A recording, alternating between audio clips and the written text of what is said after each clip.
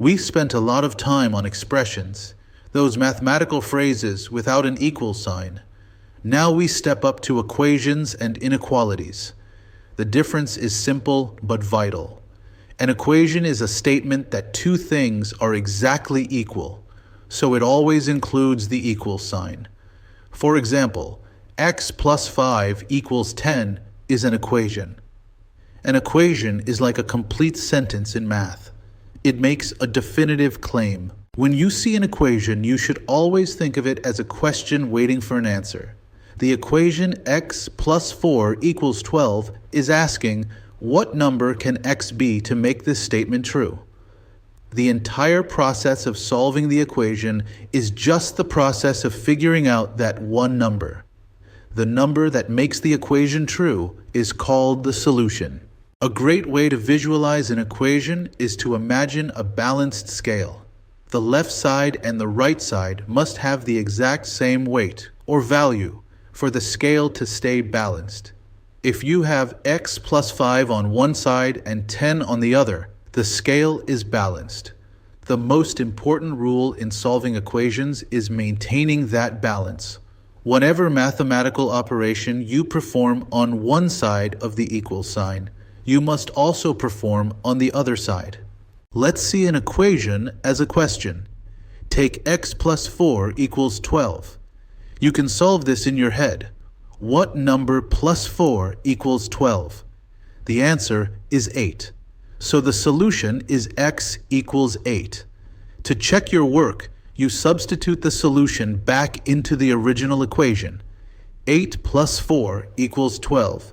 Since 12 equals 12, that is a true statement, and you know your solution is correct. Here's another example with subtraction. The equation y minus 3 equals 15 is asking, if I subtract 3 from a number, the result is 15. What is that number? The answer is 18, so the solution is y equals 18. We check it by substituting 18 back in. 18 minus 3 equals 15. Since 15 equals 15, the statement is true. Multiplication equations are no different. The equation 5k equals 30 is asking, 5 multiplied by what number equals 30? We know from our multiplication facts that 5 times 6 is 30.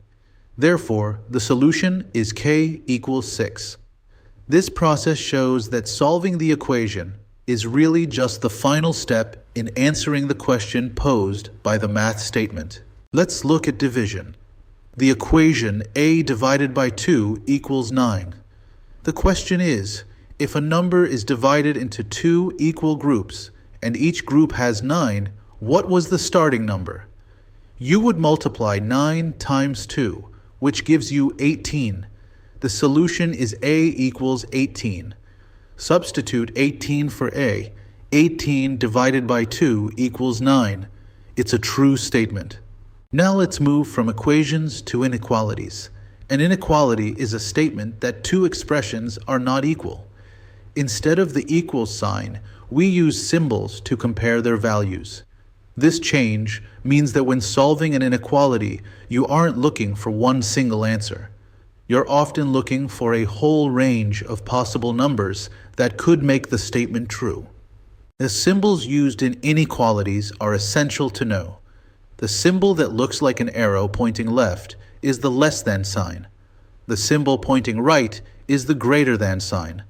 If you see a line underneath, like this, that means less than or equal to. And if it points the other way, it's greater than or equal to. These symbols turn the math problem into a comparison question. An inequality is a question that accepts many answers. For example, the inequality x is greater than 5 is asking, what numbers are bigger than 5? The answer isn't just one number. It's 6, 7, 8, and every decimal and fraction in between, all the way up to infinity. This concept, that the solution to an inequality is an infinite set of numbers, is the main difference from solving equations. Take the inequality k is less than or equal to 10. The question is, what numbers are 10 or smaller than 10? This includes the number 10 itself because of the or equal to line underneath the less than sign. It also includes 9, 0, and even -5. Any number that fits the condition is a solution. Sometimes you'll be asked to check if a specific number is the solution to an equation. Consider 2x plus 1 equals 9. Is x equals 3 the solution? We substitute 3 for x. 2 times 3 plus 1 equals 6 plus 1, which is 7. Since 7 is not equal to 9, x equals 3 is not the correct solution. Substitution is the key to verifying truth. We can use the same substitution method to check solutions for inequalities. Is y equals 6 a solution for y minus 4 is less than 1? Substitute 6 for y. 6 minus 4 is 2. Now we check the statement. 2 is less than 1. Is that true? No, 2 is greater than 1.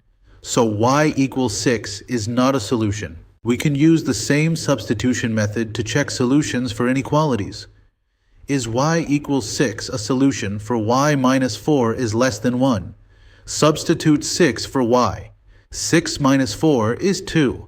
Now we check the statement. 2 is less than 1. Is that true? No, 2 is greater than 1.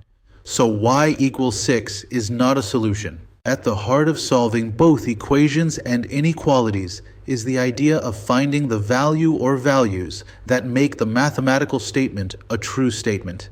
For an equation, a true statement looks like 7 equals 7. For an inequality, a true statement looks like 5 is greater than 2.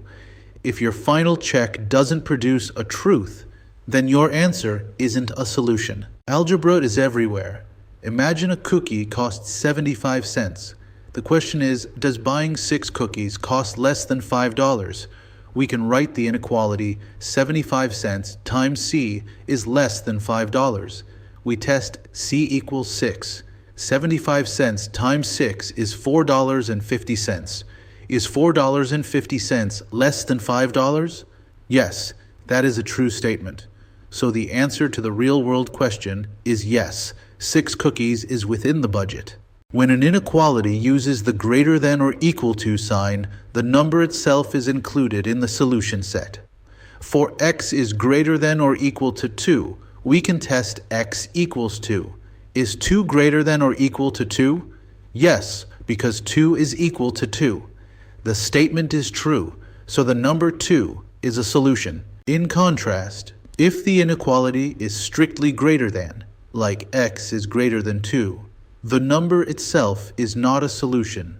If we test x equals 2, the statement is 2 is greater than 2.